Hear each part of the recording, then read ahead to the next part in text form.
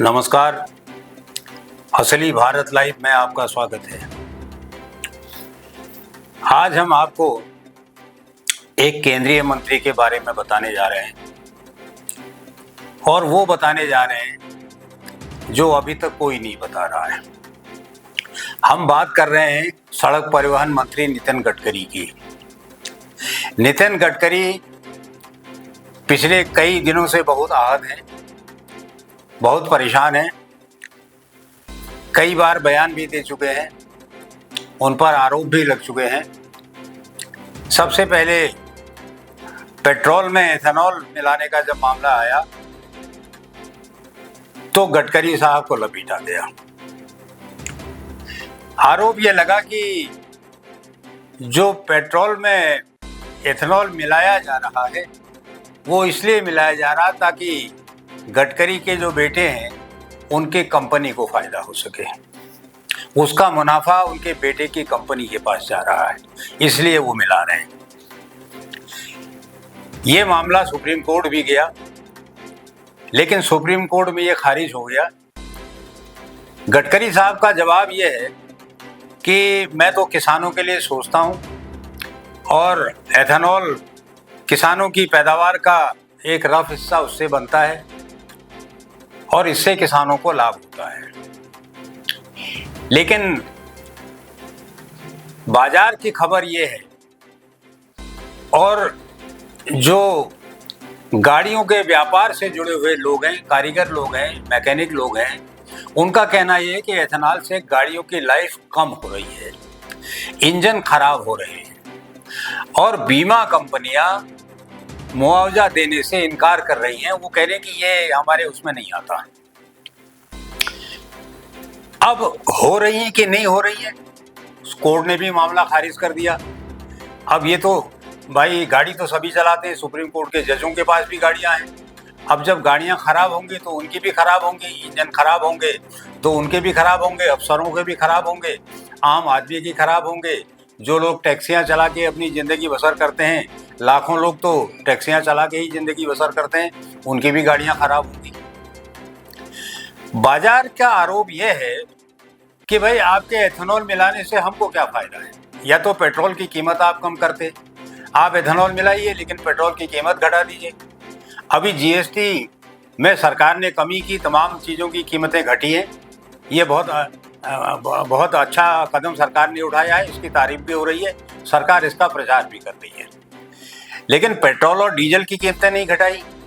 Petrol और diesel की कीमतें घटती तो ट्रांसपोर्टेशन का खर्चा बचता और महंगाई और नीचे आती।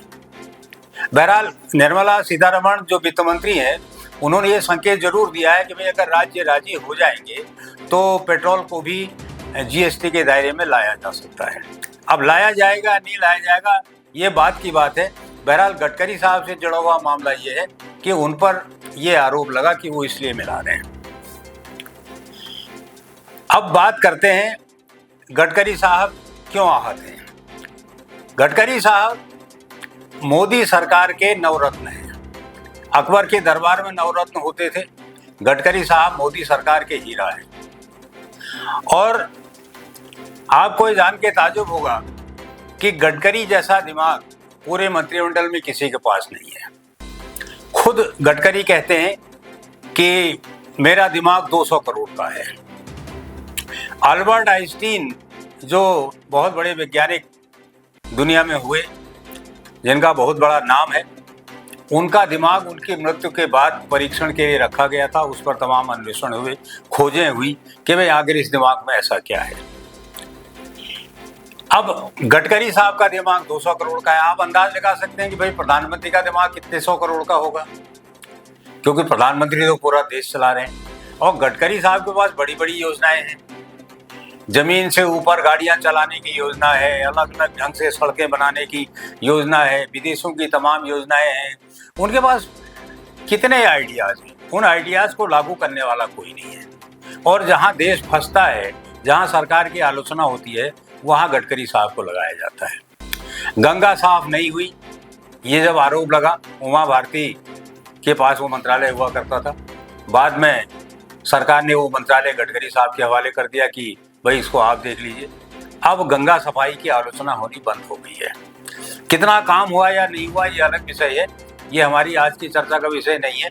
बहरहाल गडकरी साहब ने ये कहा है कि, और जो कहा है उससे एक खबर निकली है।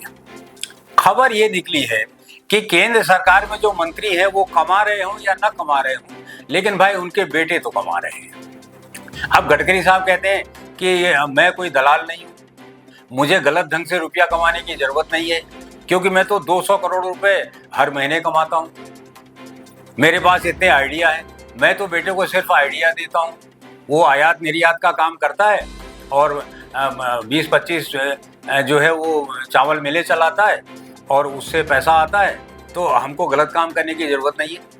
हम एथेनॉल इसलिए नहीं मिला रहे कि बेटे को फायदा हो, हम तो एथेनॉल किसानों के लिए मिला रहे हैं। तो वो आहत है। सरकार में जब भी कोई संकट आता है गडकरी साहब उसको हल करने में आगे रहते हैं, लेकिन गडकरी साहब इससे बहुत आहत हैं।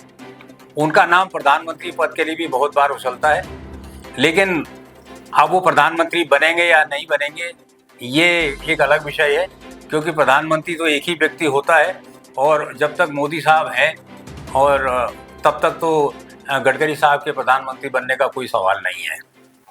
लेकिन वो प्रधानमंत्री बनने लायक तो हैं, उनकी तमाम योजनाएं तो है, उनका लाभ तो देश को मिलना चाहिए। तो ऐसे व्यक्ति को नाराज नहीं किया जाना चाहिए, ऐसे व्यक्ति पर आरोप भी बेसिर पैर के नहीं लगाए जाने चाहिए, उसको भी सुना जाना चाहिए। बहरहाल ये अच्छी बात है कि गडकरी साहब ने खुलासा किया है कि भाई वो 200 करोड़ कमाते हैं। हर नेता ऐसा कहने का साहस नहीं करता। इससे उम्मीद करनी चाहिए कि बाकी नेता लोग भी ईमानदारी के रास्ते पे चलेंगे, अपने अपने बिजनेस का खुलासा करेंगे। चुनाव फॉर्म जब भरा जाता है उसमें संपत्तियों का ब्यौरा लिखने का ऐसा प्रावधान है, लेकिन कमाई कितनी होती है और संतानें क्या क्या करती हैं इसका खुलासा कोई नहीं करता, खाली नेताओं पर आरोप लगते हैं। तो इससे राजनीति को एक दिशा भी मिलेगी। बहरहाल ये चर्चाएं थी कि गडकरी साहब इस्तीफा दे सकते हैं। अब इस्तीफा वो देंगे या नहीं देंगे ये अलग बात है, लेकिन इस पर चर्चा बहुत तेजी से हुई है और उम्मीद करनी चाहिए कि ये वाला मसला यहीं पर हल हो जाएगा। और अभी डीजल में भी इसी तरह का मिश्रण मिलाने की बात हो रही है। गडकरी साहब का प्रयास है कि भाई किसी तरह से प्रदूषण कम हो, किसी तरह से माइलेज बढ़े और किसी तरह से किसानों का भला हो। उम्मीद करनी चाहिए कि ऐसा होगा। आज के लिए इतना ही, फिर नई जानकारी के साथ अगले एपिसोड में फिर हाजिर होंगे।